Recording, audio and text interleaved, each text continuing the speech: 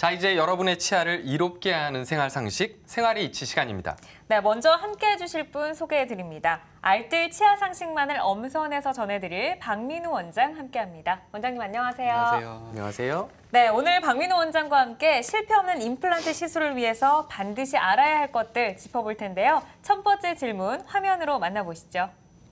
정 대리님, 어제 치통 때문에 병가까지 내고 이제 괜찮아요? 네, 팀장님 덕분에 치과는 잘 다녀왔어요. 치과에 다녀왔는데도 아직 아픈가 봐요. 아우, 대리님 안색이 좋지 않네. 네, 충치가 심해서 발치도 하고 임플란트도 해야 한다는데 아유, 걱정이 이만저만이 아니에요. 망설일 게 뭐 있어요. 치료하면 되죠. 아유, 그게 제가 치과 공포증도 심하고요. 아니, 임플란트 부작용이 그렇게 많대요. 10명 중에 2명이나 된다는데요. 아니, 임플란트 부작용이 그렇게 많다니까 너무 놀라운데요? 임플란트 시술 후에 어떤 증상이 나타나면 부작용을 의심해봐야 할까요? 네, 임플란트 시술 후에 겪고 싶지 않지만 간혹 나타나는 부작용들이 있습니다. 임플란트 시술도 수술인 만큼 일반적인 수술에 따르는 출혈이라든지 통통, 부종, 붓기, 그리고 감염의 위험성 같은 것들이 있는데요. 이러한 일반적인 부작용들은 금방 나타났다가 금방 사라지고 또 쉽게 해결이 가능한 반면 임플란트에만 특정적으로 나타나는 부작용들도 있습니다. 임플란트 시술 시에 위턱의 상악동이나 아래턱의 어떤 신경 같은 구조물들이 손상되는 경우도 있고, 임플란트가 뼈와 잘 붙어서 기능을 해야 되는데 이런 임플란트가 뼈랑 잘 붙지 못하고 탈락하게 되는 임플란트 실패의 부작용도 있을 수가 있습니다. 임플란트 부작용이 이렇게 여러 가지라면 그 이유도 여러 가지일 것 같거든요. 네, 임플란트의 부작용이 발생하는 이유가 여러 가지가 있고 또 잘 알려진 것이 있는 반면 또 잘 알지 못하는 경우도 있습니다. 잘 알려진 것들로는 임플란트 시술 후에 흡연이나 음주 같은 것들은 상처의 치유를 지연시키므로 임플란트가 잘 기능하지 못하게 할 수 있고요. 또 임플란트 시술한 환자분의 구강 위생 관리가 잘 되어야 치태나 치석 같은 것들이 안 생겨서 임플란트에 주위염이 생기지 않을 수가 있고, 또 가장 겪기 싫은 부작용 중에 하나가 임플란트의 실패인데, 이 임플란트의 실패라는 것은 결국 임플란트가 뼈랑 잘 붙지 못하는 것을 말하는 건데, 이것은 결국 임플란트와 뼈와 골 유착이 잘 일어나지 못했다는 것을 말할 수 있습니다. 임플란트 실패가 골 유착 실패랑 좀 연관성이 있는 것 같은데 골 유착에 대해서 좀 더 자세하게 들어볼까요? 네, 골 유착이라는 것은 임플란트가 뼈에 붙는 일련의 과정들을 말하는 것인데, 임플란트가 이제 나사 모양처럼 생겼지만 뼈에 단순히 나사처럼 고정되어 있는 것이 아니라 임플란트와 뼈가 생물학적으로 단단히 결합을 해야 치아가 작용하는 그런 강한 힘을 오랫동안 버틸 수가 있습니다. 그래서 이러한 과정을 골 유착이라고 말을 하는데, 이러한 골 유착에는 좀 여러 단계가 있습니다. 간단히 말씀드리면 먼저 임플란트가 뼈에 식립되고 난 후에 주변의 뼈로부터 혈관으로부터 나왔던 피들이 지혈이 되면서 임플란트 주변에 혈액 응고가 되게 됩니다. 이러한 응고된 혈액을 바탕으로 주변에서 뼈를 만드는 세포들이 모여들게 되고, 이러한 세포들이 임플란트 주변에 뼈를 치밀하게 만들게 되면서 임플란트를 잘 유지하고 고정할 수 있는 그런 골 유착이 일어나게 되는 건데, 시간은 전체 몇 주에서 이제 몇 달까지 걸리는 경우도 있습니다. 네, 골 유착에 대해서 이렇게 중요하다고 말씀하셨는데요. 생각해보면 우리 몸에 상처가 나거나 뭔가 문제가 있을 때 혈액이 중요한 역할을 해주잖아요. 역시 골 유착에도 혈액이 중요한 역할을 해줄 것 같거든요. 어떤가요?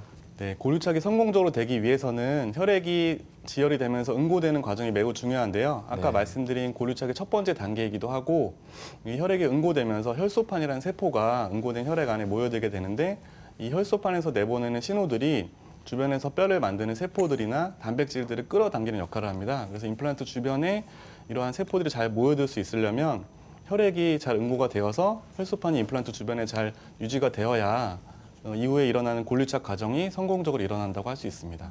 네, 그렇군요. 임플란트의 부작용과 재수술 발생 가능성을 낮추려면 어떻게 해야 할지 살펴보고 있는데요. 다음 궁금증 화면으로 확인해 보겠습니다. 팀장님, 저 치과 다녀오게 반차 좀 내주세요. 반차요? 네. 아, 그래요. 임플란트 치료를 받기로 했나 보군요. 네. 더 이상 치료를 미루면 건강한 치아도 영향을 받을 수 있다고 하더라고요. 맞아요.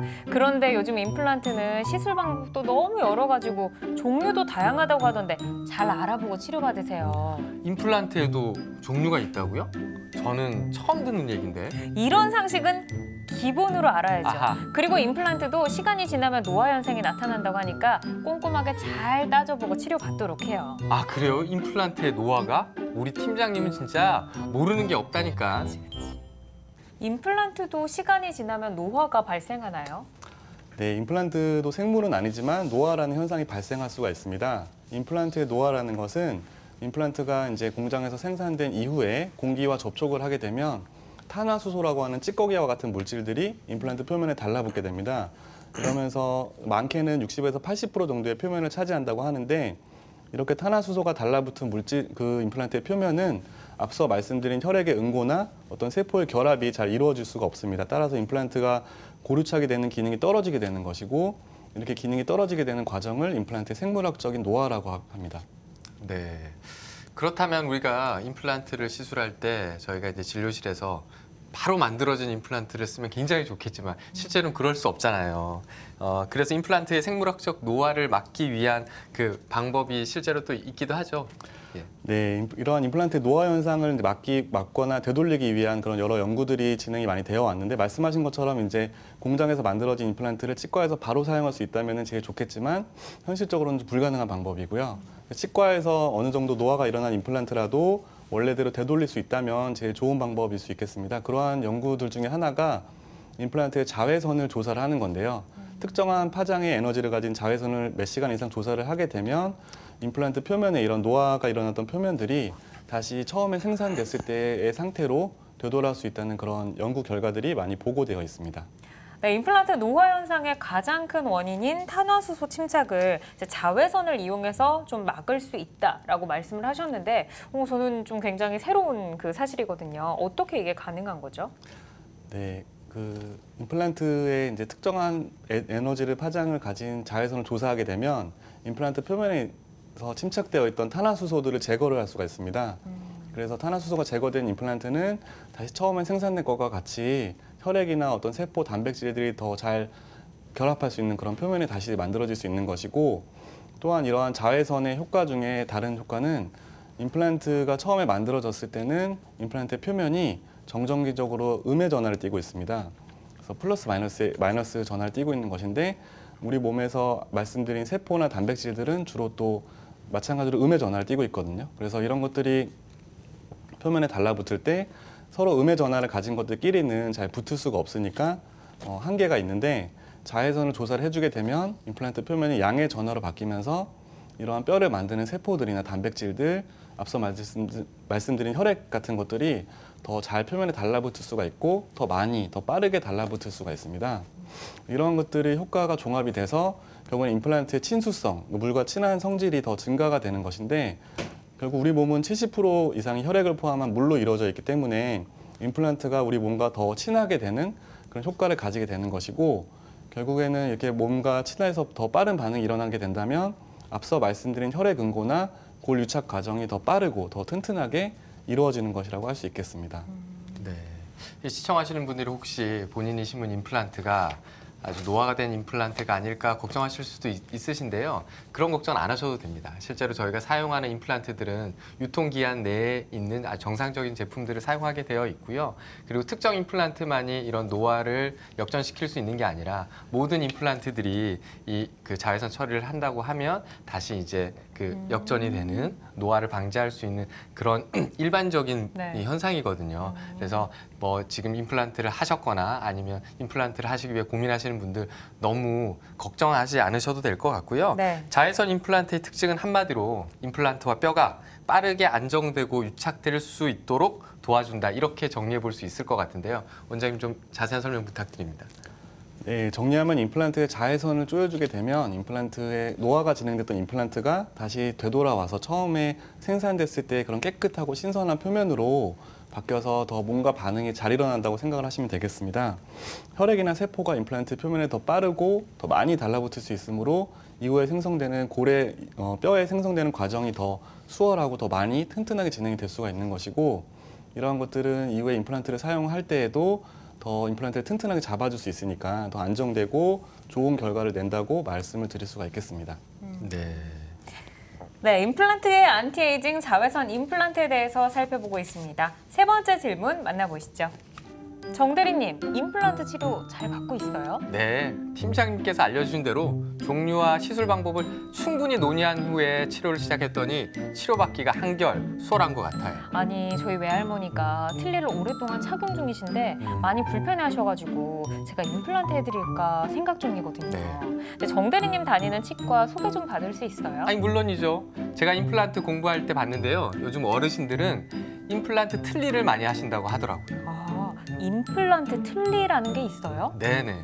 틀니만 하는 것보다는 훨씬 편리하고요. 임플란트만 하는 것보다는 훨씬 경제적이라고 하더라고요. 경제적. 네. 아우, 좋은 정보 감사해요, 정 대리님. 네. 임플란트 틀니를 할 때 어떤 점에 가장 좀 중심을 두고 시술을 해야 하는지 궁금한데요. 네, 임플란트 틀니라는 것은 적은 수의 임플란트의 도움을 받아서 틀니의 치료를 하는 것인데요. 보통 임플란트만 가지고 전체 치아를 수복하는 경우는 8개에서 10개의 임플란트가 필요한 반면 네. 임플란트 틀니의 경우는 2개에서 4개 정도의 임플란트의 도움을 받아서 틀니를 같이 사용을 하게 됩니다. 따라서 적은 수의 임플란트가 이제 많은 힘을 받는 그런 구조가 되게 되므로 처음으로는 이제 진단과 어떤 임플란트와 틀니의 설계가 잘 되어야 할 것이고 또한 이러한 임플란트가 턱뼈 중에서도 튼튼한 부분에 식립이 되어야 많은 힘을 받을 수가 있습니다.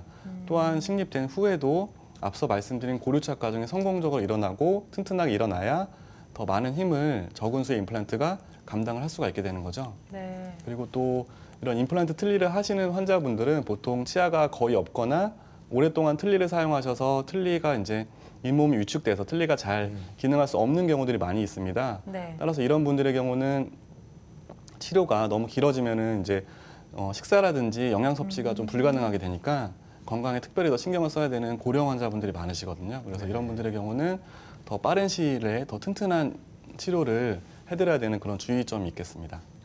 네. 거의 뭐 개수가 4분의 1 정도로 줄어드네요. 네, 많이 줄어들고 틀니가 이제 막 빠지거나 틀니가 뭐 잇몸을 눌러서 아프다거나 하는 것들을 굉장히 막아줄 수 있기 때문에 상당히 좋은 술식이라고 할 수 있어요. 네. 예.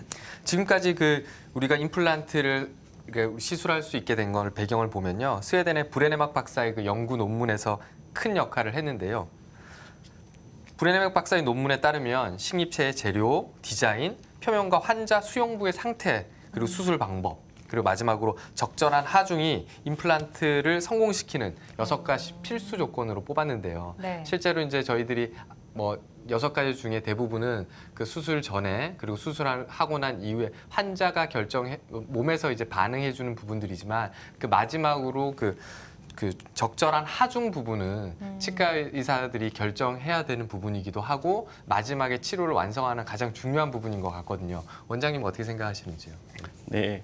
스웨덴의 브레네막 박사님은 이제 치과 임플란트의 아버지라고도 할 수 있는 분인데요. 말씀하신 6가지 조건들 중에 식립체 재료나 디자인, 또 표면 같은 경우는 임플란트 제조 회사가 담당하는 몫이 많습니다. 네. 따라서 말씀하신 것처럼 적절한 하중 같은 부분은 이제 치과와 의료진이 결정해야 되는 것인데 예전에 이제 브레네막 박사님이 임플란트를 개발하시던 그런 시기에는 임플란트를 뼈 속에 심은 다음에 3개월에서 6개월까지는 어떠한 힘도 가해지지 않아야 안정된 고루착이 일어날 수 있다고 이제 생각을 하셨습니다. 네. 하지만 이제 그 이후에 재료나 기술이 많이 발달하고 또 더 빠르고 이제 편리한 진료를 원하시는 환자분들의 수요가 증가하면서 어떻게 하면 더 조기에 이런 하중 힘을 가하게 할 수 있을까 하는 연구와 그런 관심이 더 많아지고 있습니다. 특히나 이제 체력도 약하고 또 이제 만성 질환도 이제 한두 개씩 가지고 계신 어르신들도 그렇다면 이런 임플란트 조기 하중을 준다거나 임플란트를 빨리 이렇게 좀 치료를 마무리할 수 있는 그런 방법들 있을까요, 원장님? 네, 체력이 약하거나 이제 만성 질환을 갖고 계신 어르신분들일수록 임플란트의 성공적인 고루착에 대해서 더 걱정을 하실 수밖에 없을 텐데요.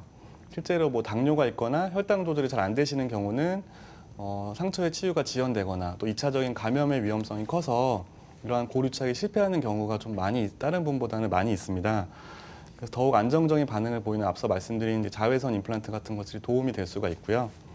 또 체력이 약하시거나 또 연세가 많으신 어르신분들 같은 경우에는 아까 말씀드린 것처럼 잠깐 동안의 어떤 영양 섭취가 저하되는 것들도 건강에 큰 악영향을 끼칠 수가 있기 때문에 가능한 빨리 치료를 해드리는 것이 좋을 것이라 생각을 할 수가 있습니다.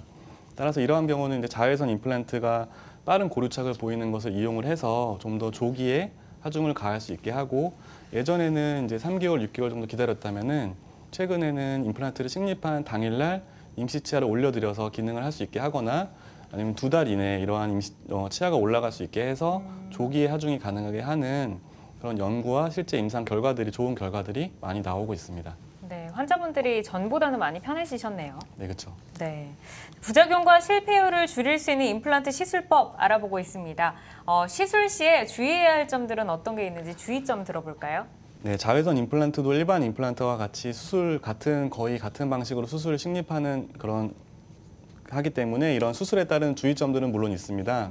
우선 환자분은 본인이 갖고 계신 전신 질환에 대해서 의료진과 충분히 상의를 해서 이러한 전신 질환에 따르는 합병증들에 충분히 대비를 할 수 있거나 미리 투약을 할 수 있거나 이렇게 하셔야 되고 네.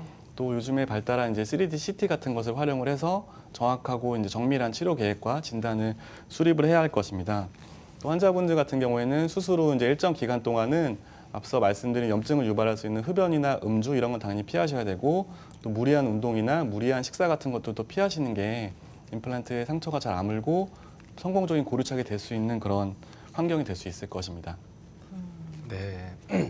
지금까지 이제 뭐 임플란트 수술 후 부작용과 또 이게 치료 기간을 줄일 수 있는 방법에 대해서 이렇게 말씀해 주셨는데요. 네.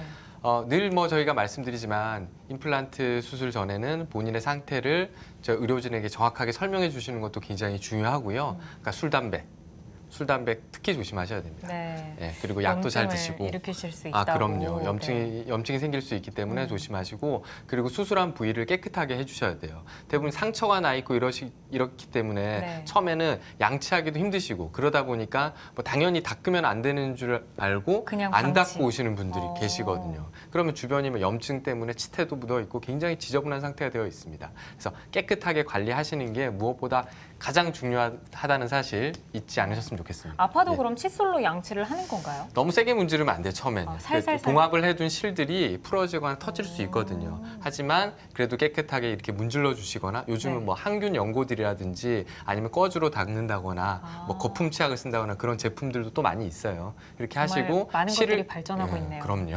실을 제거하고 난 이후에는 정상적으로 양치질을 하셔도 크게 문제가 없습니다. 예. 네, 알겠습니다. 지금까지 치아를 이롭게 하는 생활 상식, 생활의 이치 박민우 원장과 함께했습니다. 원장님 오늘 귀한 시간 감사합니다. 감사합니다.